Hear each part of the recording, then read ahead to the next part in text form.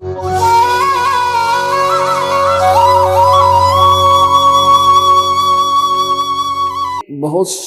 यहाँ पर सुविधा सुख था। सबसे पहला तो ये था कि अकाल नहीं गिरा था। दूसरा ये था कि शरीर स्वस्थ रहता था। घने बाग बगीचे, जंगल, फलदार वृक्ष, सुगंधित फूलदार पेड़ पौधे, बहुत ही अपने आप ऑटोमेटिकली परमात्मा की कृपा से सतयुग में ऐसी व्यवस्था होती है। शुद्ध प्रदूषण नहीं होता, शरीर मजबूत होता है, लंबी बहुत ही लंबा, क्योंकि प्रदूषण के प्रभाव से वायुमंडल में हमारे ऊपर दबाव बढ़ता जा रहा है और खान पान कमजोर हो गया, इसलिए हमारा शरीर का साइज कम होता जा रहा है। और पहले प्रदूषण था नहीं, वायुमंडल का इतना दबाव नहीं था, शुद्ध हवा थी, बहुत ज़्यादा वन थे, ऑक्सीजन की कोई कमी नहीं थी, तो अच्छा आहार था, मजबूत शरीर था, लंबे सैकड़ों फुट ऊंचाई मनुष्य की होती थी मानव शरीर की, और लाखों वर्ष जीवन होता था। पिता से पहले पुत्र की मृत्यु नहीं होती थी, क्योंकि पुत्र बड़े वफादार और आज्ञा के पालन करने वाले होते थे। और पुत्र की मृत्यु, ऐसे प्यारे पुत्र की मृत्यु हो जाए तो पिताजी जो है बहुत दुख पाता था। तो उसमें पिता से पहले पुत्र की मृत्यु नहीं होती थी, क्योंकि ऐसे शुभ संस्कारी प्राणियों का जन्म सतयुग में होता है। और पत्नी जो है कभी विधवा नहीं होती थी, स्त्री विधवा नहीं होती थी। और फिर क्या हुआ कि हमने भक्ति ठीक करी को ना, जैसे आप जी हो, आप जी अब धीरे धीरे परमात्मा की कृपा हो रही है, कई लाखों की संख्या में आप हो गए हो, और आप जी साधना कर रहे हो। पहले परमात्मा कबीर जी आए थे, 64 लाख शिष्य हुए थे कबीर परमेश्वर जी के, और उन 64 लाख को परमात्मा ने सत भक्ति करवाई थी। लेकिन हम परमेश्वर को पहचान नहीं सके, क्योंकि हम अशिक्षित थे, हम सदग्रंथों से परिचित उस समय थे नहीं, जिस कारण से हम अपने भगवान को ना पहचान कर उनसे दूर हो गए। कबीर परमेश्वर जी आए तो उस समय वो ज्ञान सुनाया करते थे। ज्ञान सुनने के लिए बहुत से लोग एकत्रित हो जाते थे। परमेश्वर कबीर जी कहीं भी खड़े हो जाते थे, अपने आप आवाज लगानी शुरू कर देते थे। परमेश्वर की सुरीली आवाज सुनकर, और इस वाणी के अंदर परमात्मा की जो अमृत वाणी है, ये अमर ज्ञान है, मूल ज्ञान है, इसमें बड़ी कसक है, ये आत्मा को झंझोड़ देती है। परमात्मा के शब्द दोहे आप पढ़ कर देखो, अपने आप कसक बनती है, खिंचाव बनता है। तो ऐसे परमेश्वर खड़े होकर के कबीर जी कहीं पर भी अपने आप बोलने लग जाते थे, उच्चारण करने लग जाते थे वाणी को, ऊंचे स्वर में आवाज लगा लगा के। तो ऊंची आवाज से कोई बोलता है तो प्रत्येक व्यक्ति, आने जाने वाला भी कोई हो, उसका भी अट्रैक्शन होता है कि कौन बोल रहा है, क्या कह रहा है, सुने इसके पास चल के। तो ऐसे कई सैकड़ों की संख्या में लोग जमा हो जाया करते थे, और परमात्मा 2 घंटे सत्संग खड़े खड़े बोलते रहते थे। ऊंची आवाज उसकी, परमात्मा की लीला, कितने भक्त क्यों ना होते, उसी को स्पष्ट सुनाई देता था।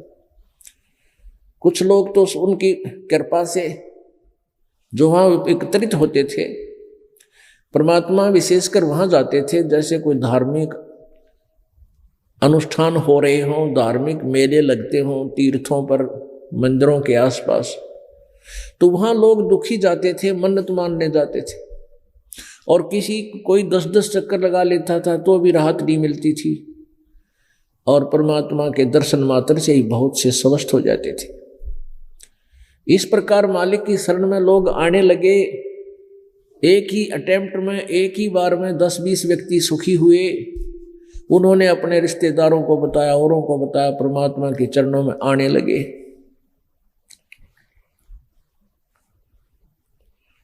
और इस प्रकार लाखों की संख्या में कबीर परमेश्वर जी के अनुयायी बन गए। वो ज्ञान से कम, समाधान से ज्यादा उनके निकटाए थे, क्योंकि दुखी प्राणी, सतयुग के अंदर ये प्राणी बहुत दुखी नहीं था, और अब कलयुग में अपने पुण्यों को क्षीण करके अब ये गलत साधना करता रहा, उससे कोई लाभ इसको मिला नहीं। अब ये कलयुग में आकर के बिल्कुल पुण्यहीन हो गया, और पुण्यहीन होने से आपदाएं, आपत्तियां, शारीरिक कष्ट, मानसिक परेशानी अत्यधिक बढ़ गई है। और जो साधनाएं आप जी करते थे उनसे कोई लाभ मिल नहीं रहा, उनसे लाभ नहीं मिलता, फिर कहाँ चलते हैं कि किसी झाड़े लवाने पाले पर चलते हैं, जंतर मंतर करवाने के लिए चलते हैं। जो पूजाएं तुम किया करते थे वो किस लिए करते थे? घर में सुख रहे, शरीर में सुख रहे, हम पर कोई आपत्ति ना आवे। और जब उनके करते करते आपत्ति बढ़ गई तो फिर कहाँ चले? कहीं किसी सियाने के पास झाड़ा लवाने, किधर भूत कढ़वाने, या फिर किसी मंदिर में पहुंच गए, वहां कहते वहां सुख होता है। फिर तुम जो साधना करते थे वो किस लिए कर रहे थे? वो गलत थी। जब तक आप पर आपत्ति नहीं आई थी, आप ये सोच रहे थे कि जो साधना हम कर रहे हैं सही है, और जब आई आपत्ति आई तो उसने कोई राहत नहीं दी, फिर आप दौड़ने लगे, इधर उधर भागे। तो परमेश्वर कहते हैं अपनी वाणी में, पर्वत पर्वत में फिरा, कारण अपने राम, राम जैसे संत मिले, जिन सारे सब काम।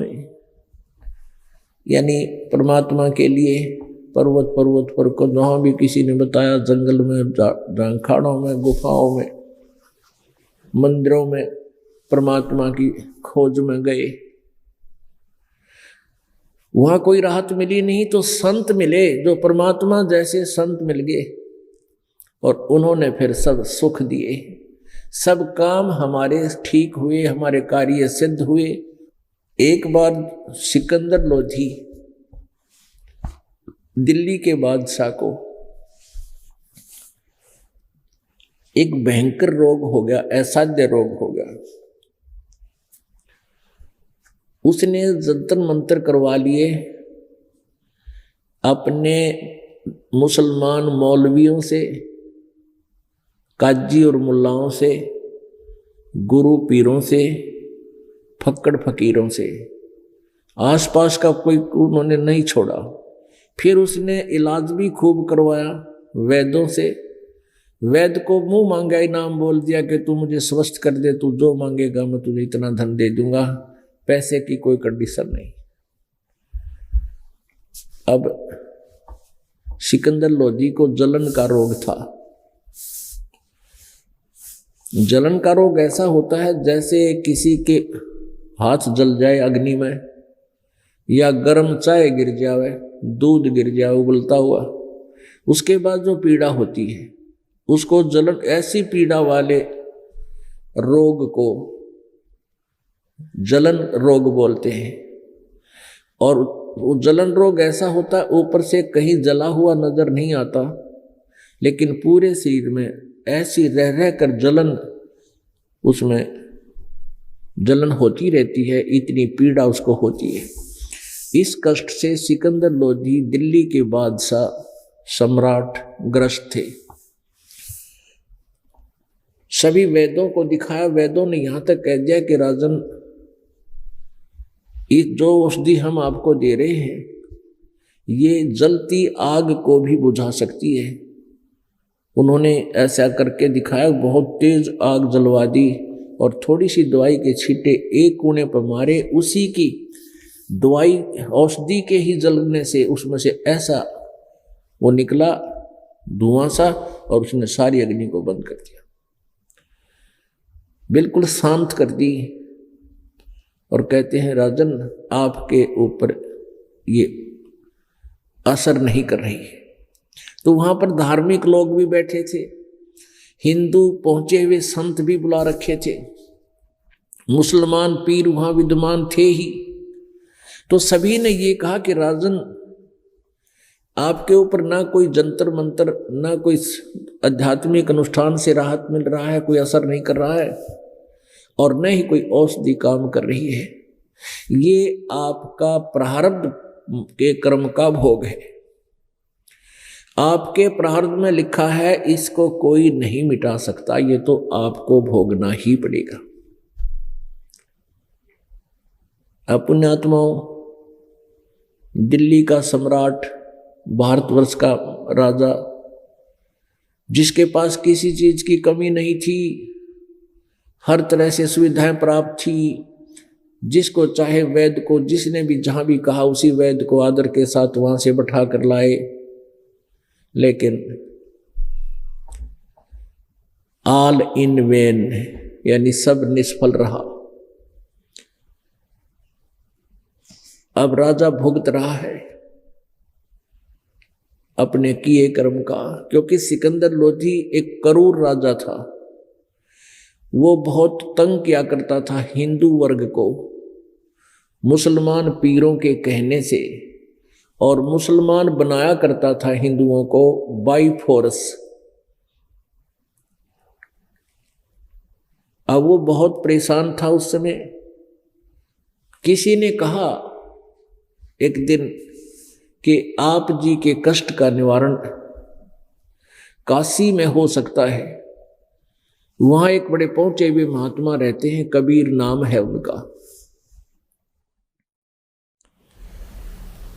राजा ने कहा भी हमने सब जगह ट्रीटमेंट करवा लिया, भारतवर्ष का कोई भी संत साधु मैंने नहीं छोड़ा, ना कोई औषधि की कमी छोड़ी। अब मुझे लगता नहीं, विश्वास नहीं हो रहा। तो उस भक्त ने, उस व्यक्ति ने बताया कि वहां ऐसे ऐसे एक व्यक्ति को ऐसे तकलीफ थी, वो बिल्कुल ठीक हो गए। उनको सैकड़ों उदाहरण दिए कबीर परमात्मा की महिमा के। सिकंदर लोधी को कुछ विश्वास हुआ, और काशी नरेश, काशी शहर का जो राजा था, वो परमेश्वर कबीर जी की महिमा से परिचित होकर वो पहले ही उनका शागिर्द हो चुका था, उनका शिष्य बन गया था। सिकंदर लोधी ने वहां काशी चलने की तैयारी की। कई अंगरक्षक, सैकड़ों की संख्या में अंगरक्षक साथ थे। हाथी पर सवार हुए। हाथी के ऊपर एक अच्छा बढ़िया सा कैबिन बना हुआ होता था राजा के लिए, उसको अंबारी बोलते थे, अंबारी।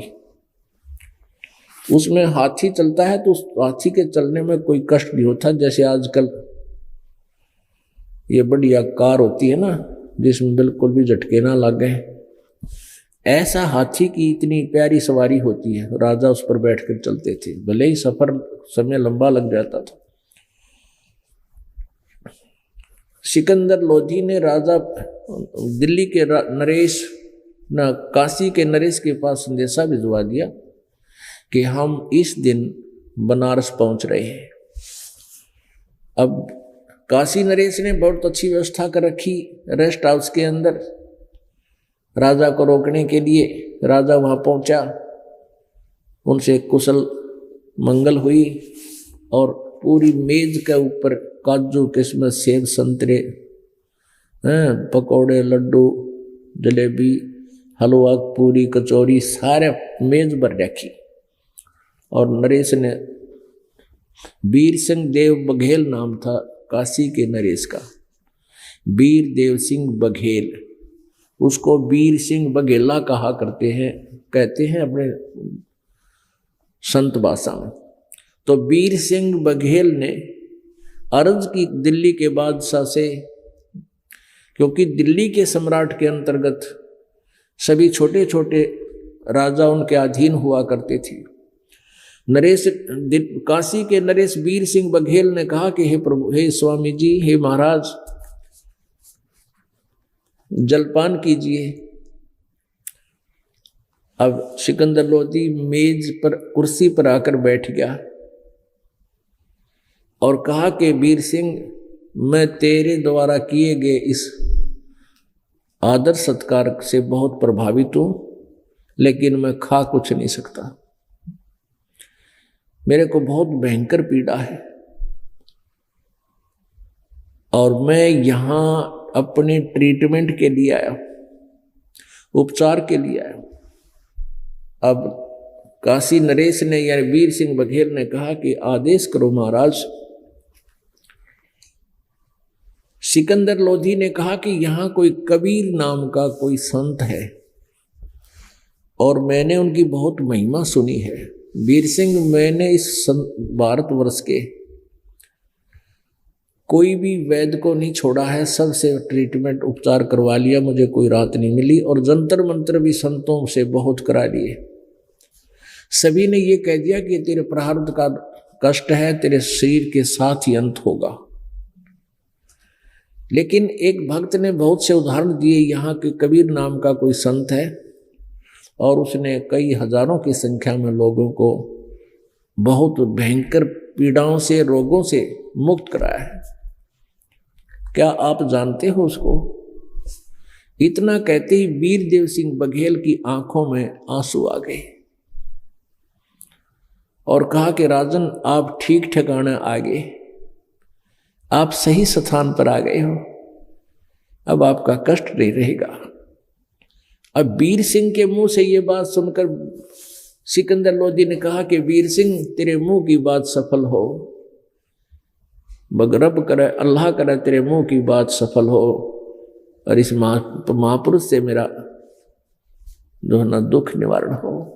भी जल्दी कर, उनको बुला ले, यहाँ पर जल्दी बुला कर लाओ उनको, मैं बहुत दुखी हो रहा हूं। अब वीरदेव सिंह बघेल परमात्मा के ज्ञान से परिचित हो चुके थे। उनको मालूम था उधर से दिल्ली के सम्राट के सामने वो बोल नहीं सकते थे, फिर भी हिम्मत सी करके कहा कि राजन, हे महाराज, जो आपका हुक्म वही सिरोधार्य होगा, लेकिन हमने ज्ञान सुना है, सत्संग सुना है परमात्मा का, कहते हैं संत को बाय ऑर्डर बुलाना नहीं चाहिए और यदि हम उनको बाय फोर्स ले भी आएंगे आदेश से और वो अपनी रजा नहीं बख्शेंगे तो भी उनका आना व्यर्थ होगा। साधु संत के द्वार पर स्वयं ही जाने से लाभ होता है और जैसे आपका आदेश। अब सिकंदर लोधी समझ गया ऐसा भी ठीक नहीं, बुलाएं भी लाएंगे तो फिर वो आशीर्वाद नहीं देंगे मेरे को, तो फिर भी बात बिगड़ेगी। कहने का वीर सिंह, हम चलेंगे।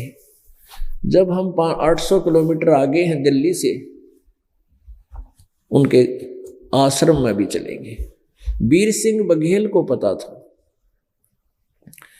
वीर सिंह जी को पता था कि परमात्मा कबीर जी अपने मुंह बोले गुरुजी, यानी वास्तव में गुरुजी तो नहीं थे, लेकिन एक परंपरा बनाए रखने के लिए परमेश्वर कबीर जी ने महर्षि रामानंद जी पंडित जी को गुरु बना रखा था और उनका आश्रम था रामानंद जी का। कबीर जी अपने माता पिता के झोपड़ी में, कुटिया में अपने घर पे रहते थे, वहां जुल्हे का कार्य करते थे, लेकिन प्रतिदिन शाम के समय सारा दिन के कार्य को करके अपना शाम को रेस्ट जब होता था, आरती के समय वहां जाते थे। शाम की आरती अपने स्वामी जी के पास ही किया करते थे, गुरु जी के पास। वीर सिंह बघेला भी कई बार जाता था। उनको समय का पता था कि शाम के समय कबीर जी रामानंद जी के आश्रम में अवश्य आते हैं, तो समय भी निकट हो आ गया था। सिकंदर लोधी से कहा वीर सिंह बघेल ने कि महाराज, ये समय परमेश्वर कबीर जी का अपने गुरुजी के आश्रम में आने का है और वहीं दर्शन कर लेते हैं। वीर सिंह के साथ सिकंदर लोधी चल पड़े।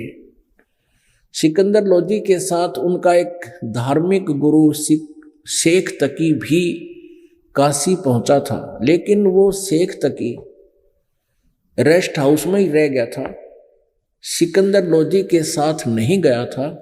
ये सोच करके मैं इन काफिरों के मंदिर और आश्रमों में नहीं जाता, क्योंकि मुसलमान तो हिंदुओं को काफिर बताया करते और हिंदू मुसलमानों को बुरा बताते थे। ऐसे एक दूसरे में एक बहुत बड़ी दरार थी इनके बीच में। तो शेख तकी तो इस डर के मारे वहां नहीं गया कि मुसलमानों को पता चलेगा कि तू हिंदुओं के आश्रम में गया, तू तेरी मां नानी हो जाएगी। अब सिकंदर लोधी का दुख था, उसका पीड़ा थी, वो चला गया। अब गेट के ऊपर मेन गेट पे सेवादार खड़े थे। अब वहां के नियमों का पता था वीर सिंह बघेल ने।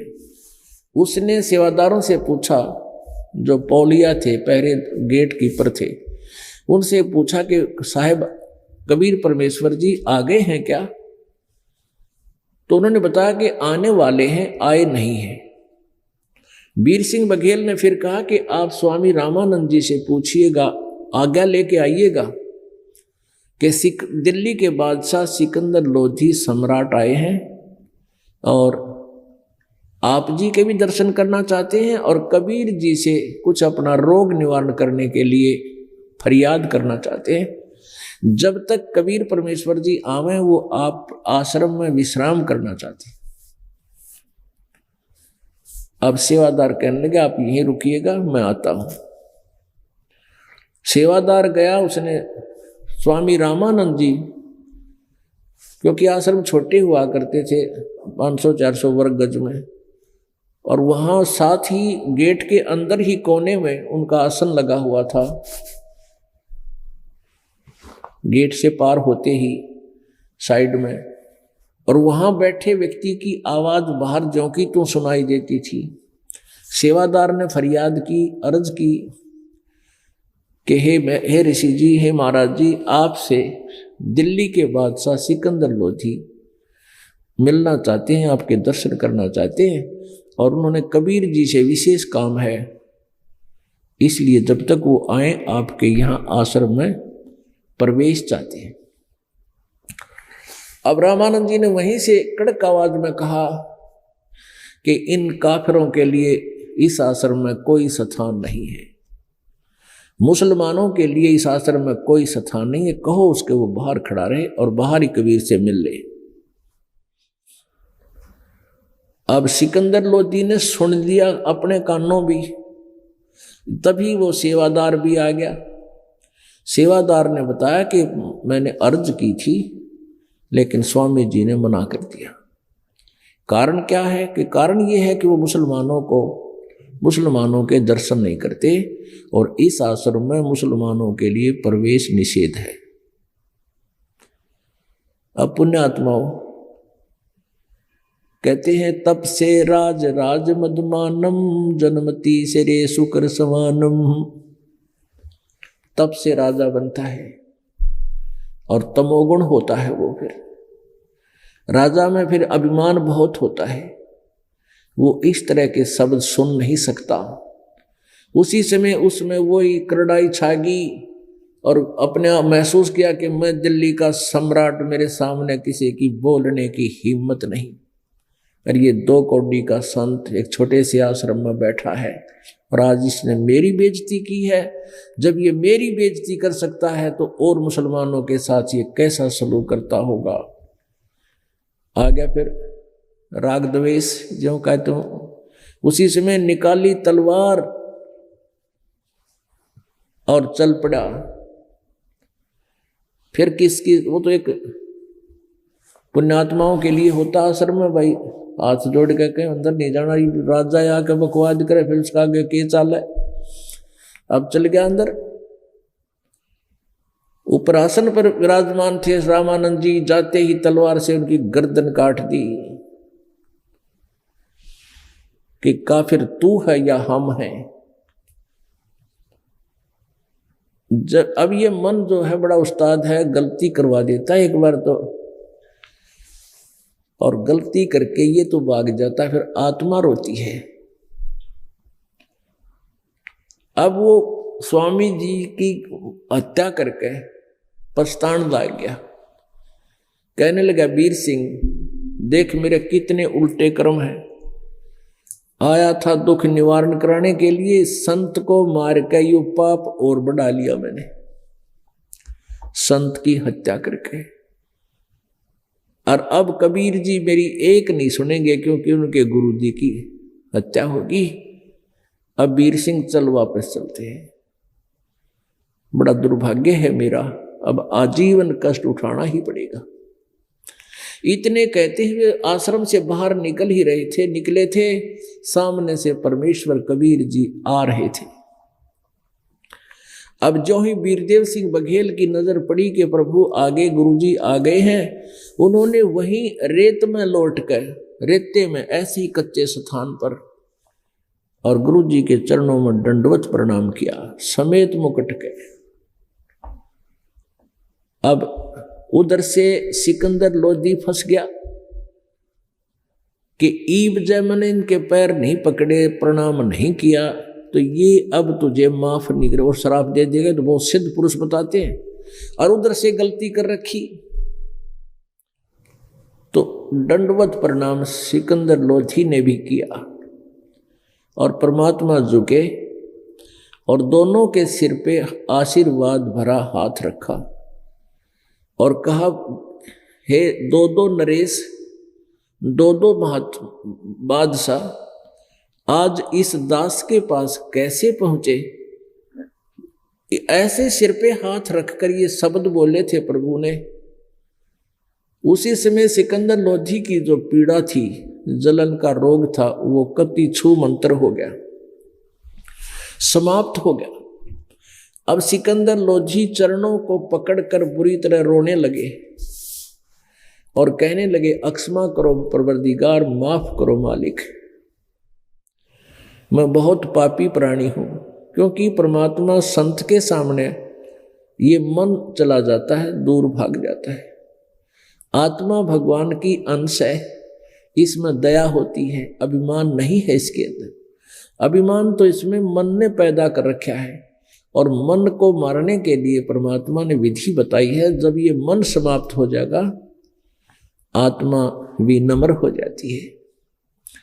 तो अब पुण्यात्मा, यदि सिकंदर लोधी ने ये गलती ना कर रखी होती, स्वामी रामानंद जी को की हत्या की,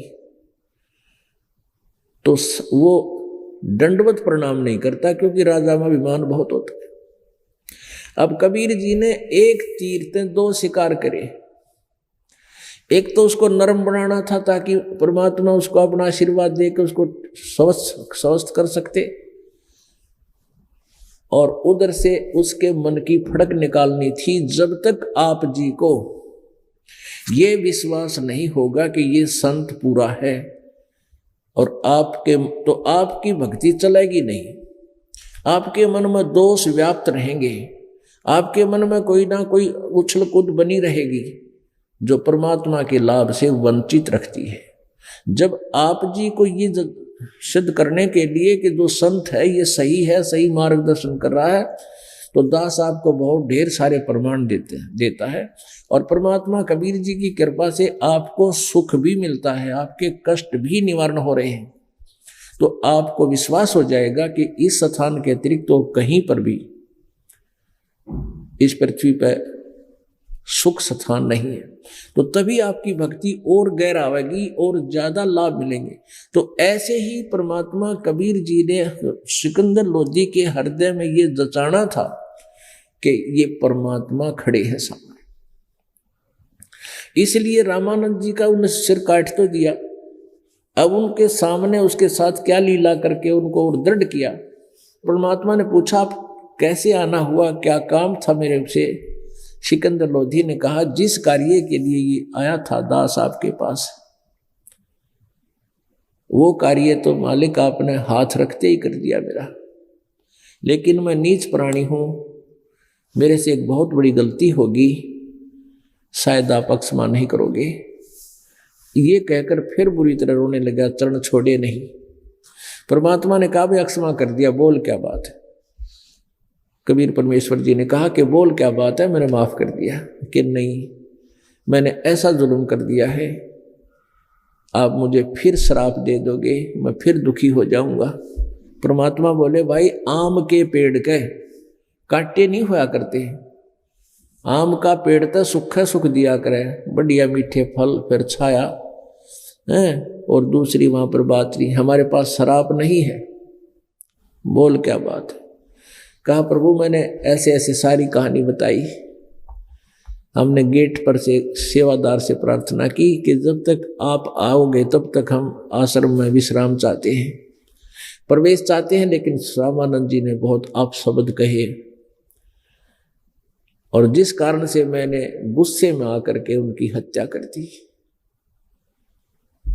परमात्मा बोले, कोई बात नहीं, आ जाओ, तुम ऐसे मत जाना, उनका अंतिम संस्कार करें तब तक आप यही रहना, नहीं तो दुनिया आपको बहुत थूकेगी, बहुत आपके भले बुरे कहेंगे, और कुछ और भी घटना घट सकती है। हिंदू मुसलमान का झगड़ा भी बढ़ सकता है, आप आ जाओ मेरे साथ।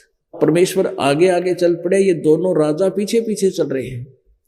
सिकंदर लोधी ने कहा कि वीर सिंह, जैसे सुने थे वैसे ही तो मिले। अब वीर सिंह मन मन में कह रहा कि ये तो आपने एक ट्रेलर देखा है, आगे देखना क्या क्या क्या होते हैं। अब अंदर गए तीनों के तीनों, वहां देखा तो कबीर जी अंदर प्रवेश किया आश्रम में। एक भक्त भागा आया, दौड़ा दौड़ा आया और कहा, कबीर जी, सिकंदर लोधी ने, दिल्ली के बादशाह मुसलमान ने अपने गुरुजी की हत्या कर दी, इनका मर्डर कर दिया। पीछे से सिकंदर लोधी फिर वापस आता दिखा तो वो डर गया, चुप हो गया, आगे नहीं बोला, क्यों फिर आ गया। कबीर परमेश्वर ने कहा कि बच्चा भाई, गुरुजी मरते थोड़े ही हैं, ये कैसी कच्ची बात बोल दिया आपने, संत कभी मरते हैं? हाँ मर गए, कत्ल कर रखा है, अलग अलग टुकड़े हो गए हैं, उनकी इतनी बुद्धि काम करे थी। परमात्मा ने जाकर के देखा कि अलग अलग टुकड़े पड़े हैं, धड़ अलग से, शीश अलग से, दोनों पर अलग अलग कपड़े डाल रखे हैं। तब परमेश्वर ने अपने गुरुदेव की मर्यादा की तरह निभाते हुए उनके चरणों में दंडवत प्रणाम किया, और फिर खड़े होकर चरणों को हाथ लगाकर कहा, गुरुजी उठो, आरती का समय हो गया है। बहुत से व्यक्ति आए हैं, आपके साथ बैठकर आरती करना चाहते हैं। ऐसा ही परमात्मा ने कहा था, तभी वो शीश उठा, सिर, वो गर्दन उठी कटी हुई शीश समेत, और धड़ के ऊपर आके चिपक गई। निशान भी नहीं था उस गर्दन के। तो उसी समय खड़े हुए रामानंद जी उठे, और ये दोष ज्यों का तो होता ही है प्राणी में। क्या देखा सामने? सिकंदर लोधी को देखकर फिर तोड़ी पड़ गई, भौं चढ़ गई उसकी, वैसे क्रोधित होने लगा। तब परमेश्वर ने कहा कि प्रभु, आपके दर्शनार्थ ये बादशाह आए हैं। तो फिर रामानंद जी ने कहा कि कबीर जी, एक बात बताइएगा, मेरे जो शरीर का कत्ल हुआ, इसमें से दो धाराएं बह के निकली, एक आधे से खून, दूसरे हिस्से से दूध, क्योंकि वो सामने दूध और रक्त जमीन पर बिखरा हुआ था। तब कबीर सिंह ने कहा कि प्रभु, आप जी ने इस दास को शरण में लिया, आपने छुआछात तो खत्म कर दी, आप अन्य जाति वालों को, केवल हिंदुओं को ही अभी तक एक्सेप्ट कर रहे हो, दूसरी जाति वाले हिंदुओं को तो आपने स्वीकार कर लिया, आपके मन में द्वेष नहीं रहा। अभी तक आप मुसलमानों को, हेय समझते हो, घटिया समझते हो, बुरा मानते हो, जिस कारण से आप पूर्ण स्वच्छ नहीं हुए हो। आपकी भक्ति में आज ही कमजोरी शेष है। हिंदू मुसलमान दो नहीं है, परमात्मा के सब बंदे हैं, परमात्मा ने सबको उसी की संतान है। यह हमने डिवाइड कर लिया, और बुरे हैं वो मुसलमान भी हैं, अच्छे हैं मुसलमान भी है, बुरे हिंदू भी हैं और अच्छे हिंदू भी बहुत हैं। हमने एक जाति मजहब के आधार से किसी को भला बुरा नहीं मानना चाहिए। ऊंच नीच इस विध है लोई, कर्म कुकर्म कहावें दोई। अच्छे और बुरे इस आधार से मानना चाहिए। शुभ कर्म करते हैं वो अच्छे व्यक्ति हैं, दुष्कर्म करते हैं वो नीच व्यक्ति हैं, वो चाहे किसी भी धर्म या मजहब या जाति के हो। परमात्मा ने आध पौन घंटा तक इसी एकीकरण के ऊपर ज्ञान सुनाया। रामानंद की आंखों में आंसू भर आए और खड़े हो गए। 100-125 वर्ष के व्यक्ति हो रहे थे, वृद्ध हो रहे थे, खड़े हो करके। और सिकंदर लोदी दिल्ली के बादशाह मुसलमान की ऐसे कौली भर ली, अपनी बाजुओं में सीने से लगा लिया और कहा, बेटा मैं नीच आत्मा हूं, आज मेरी आंख खुल गई। मैं इतना गंदा रह गया था, इतना नीचता थी मेरे में, मुसलमानों से नफरत किया करता था। आज के बाद मेरे हृदय में कोई किसी प्रकार की भी कोई घृणा आप जी के धर्म के प्रति, व्यक्तियों के प्रति नहीं है और ना रहेगी।